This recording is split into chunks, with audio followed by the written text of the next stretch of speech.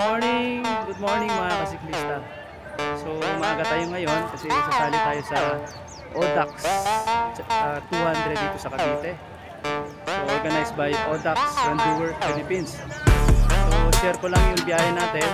Bali sa total of 213 kilometers at 3,660 meters elevation, time limit of 13.5 hours. So starting point natin dito sa Cavite State University sa Indang. Baba tayo ng Ternate, baba tayo ng Caipiang, Pico de Loro, hanggang Kawayan Cove, then hanggang bayan ng Nasugbo. Then liliko tayo, akit tayo ng S-West Road hanggang bayan ng Indang. So yan po yung end point, then babalik tayo sa starting point. So ride safe po sa masasali ngayon, tsaka ingat po.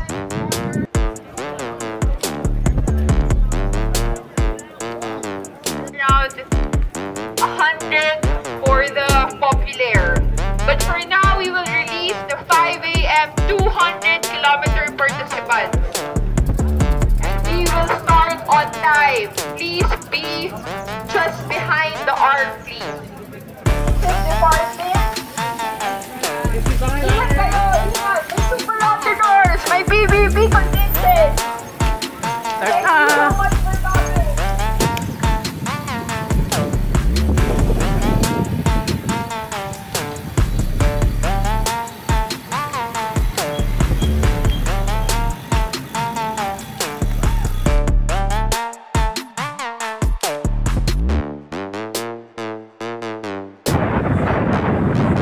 Sa papuntang Naik. So hiwa-hiwalay na. Ang daming malakas. Ando ka sa unahan.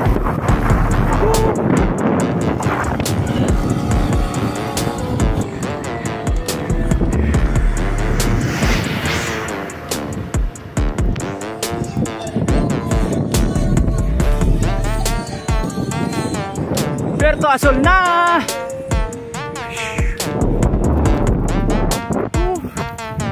Caipiang, pero marami pang araw.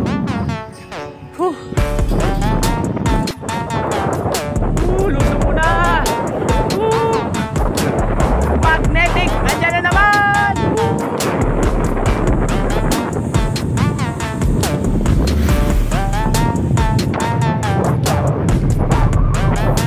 Caipiang tunnel. Here we go. ODAX Cavite 200 challenge.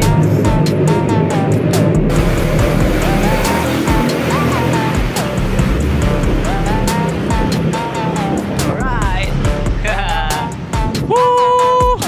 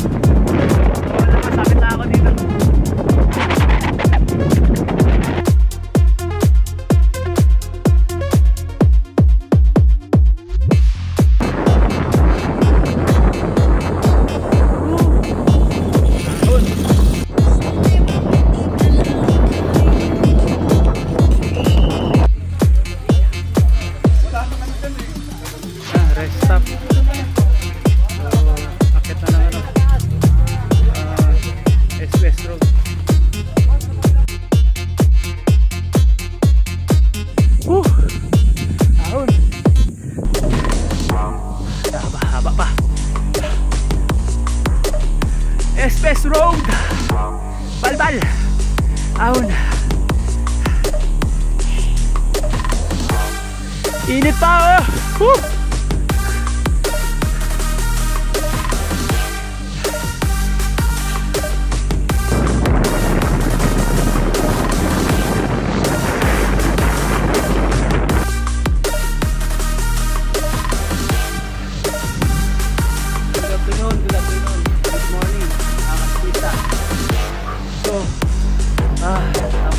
Saglap, almost 100.2 kilometer. sa almost 5 hours na padyakan. From Indang hanggang dito sa Magallanes endpoint. So another rounds ulit. Grabe yung init. Grabe itong rota na to. Grabe. So muscle cramps. So kakayanin. Ride safe pa rin sa mga kasama. Pero matapos natin lahat. Ingat.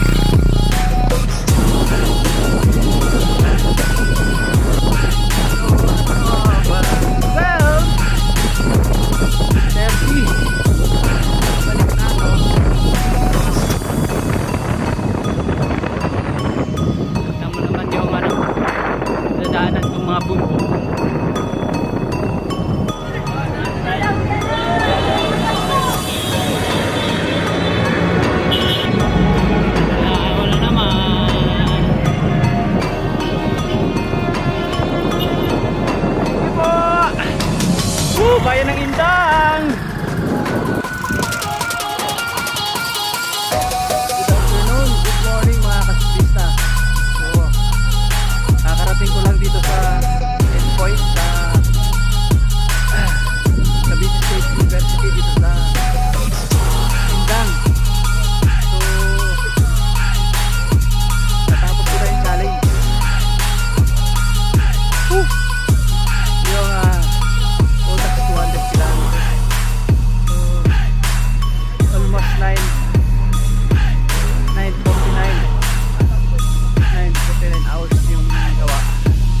Tapos sarado 200 kilometers. Grabe